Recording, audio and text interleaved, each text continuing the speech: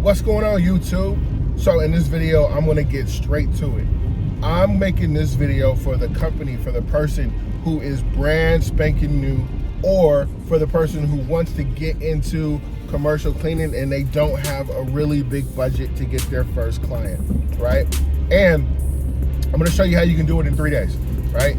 This is exactly how I would go about getting my first client in a very, very, very short amount of time by doing this, right, what I'm about to tell you right now. So the first thing I would do, now this is assuming that you have your marketing material, right?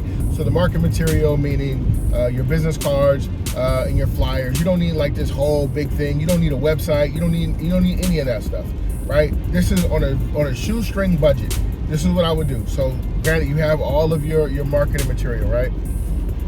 Day one, I am going to the busiest street in my city, in my town, wherever it is. I'm gonna go to the busiest street there.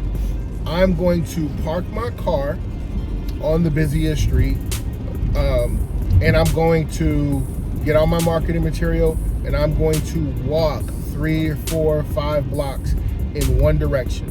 Now, when I'm walking in this one direction, I got all these businesses, I'm stopping, I'm going in, and I'm talking to the people, right? Say, hey, you know, my name is Marcus. I was just walking past, you know, my name is Marcus with such and such cleaning company. I was walking past and I noticed that, you know, the windows were a little bit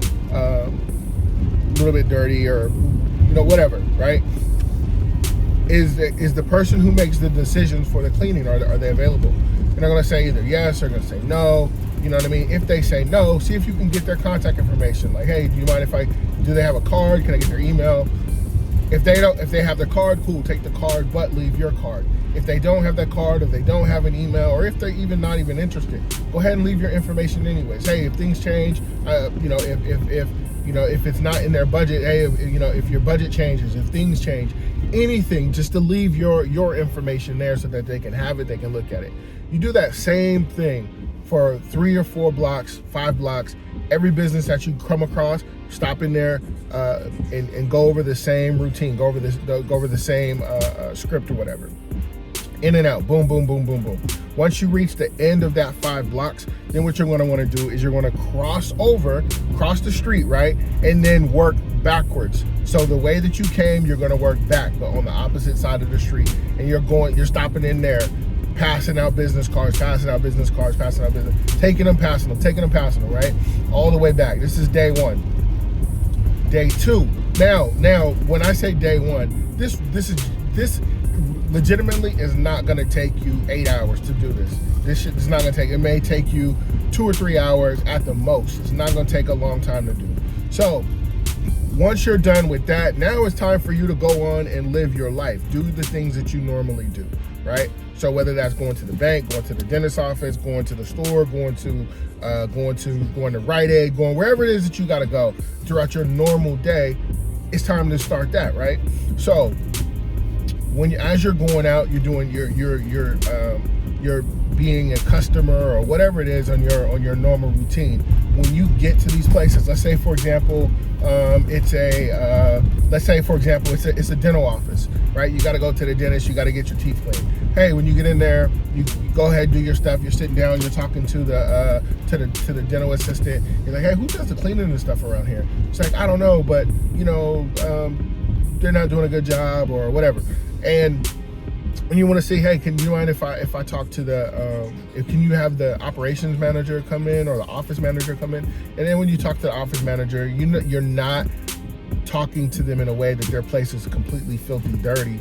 I mean, if it's not, you're not talking to them that way, but you're letting them know who you are, what you do, and that you would like to, if they're up for it, you would like to do a walkthrough on a day that they choose, and you can submit them a proposal and see if, you know, because you notice some things and you see if you can provide them with a better service. They're either going to be up for it or not. Now, it doesn't necessarily have to be a dental office. You could do the same thing at a bank or anywhere, any other places that you go. If you go to to Walgreens or the Rite Aid, and you walk in and you're looking at the floor like, hey, who's in charge of the cleaning around here? And then you point out the floors. Hey, you know, when's the last time you guys had a strip and wax done? Is that something that's in your quarterly budget, weekly budget? Usually at those big stores like that, they really don't know.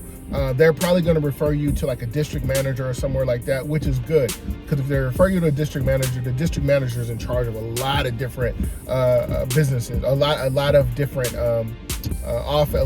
offices, buildings, whatever, right? So they're in charge of multiple because they're the district manager. So if you get in good with them, they'll probably have more work for you, right? So this is what happens on day one. On day two, you go back to the street that you solicited to originally, and then where you ended is where you start. So now you're going to move up another, and you're going to go forward another 4 or 5 blocks, doing the same thing that you did yesterday, but not to the same businesses.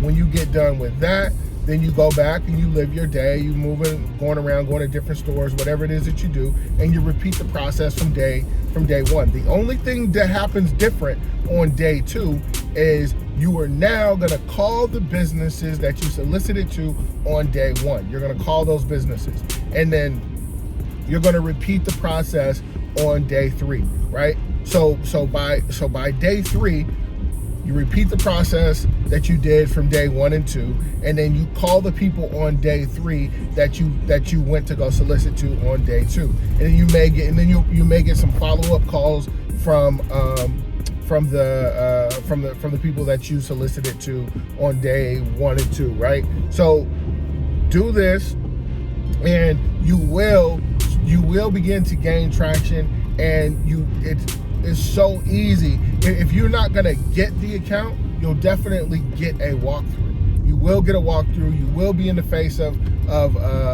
decision makers, and that will turn into something. This was something that you can do on a shoestring budget. If you don't have hardly any money at all, this is something that you can do on a shoestring budget that can start to get you moving, that can start to get the ball rolling in your business. Now, once you get that account, once you generate some income, now you can start moving on to some paid ways to bring in some money. But initially, starting off within the first 3 days, that is exactly how you should go about getting your first account. Granted, if you were on a shoestring budget, if you're brand new, or if you're thinking about starting a company, I'm gonna go ahead and link a video here on how to start your cleaning company within the first, or 10 steps on how to start your cleaning company.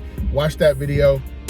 That'll get you started. If you've already started, follow these steps. Regardless, what I want you to do is go ahead and follow the channel, because I'm always dropping jewels. And for you to be in position to pick them up, you gotta like, comment, and subscribe. My name is Marcus Crockett. I'll catch you in the next one. Peace.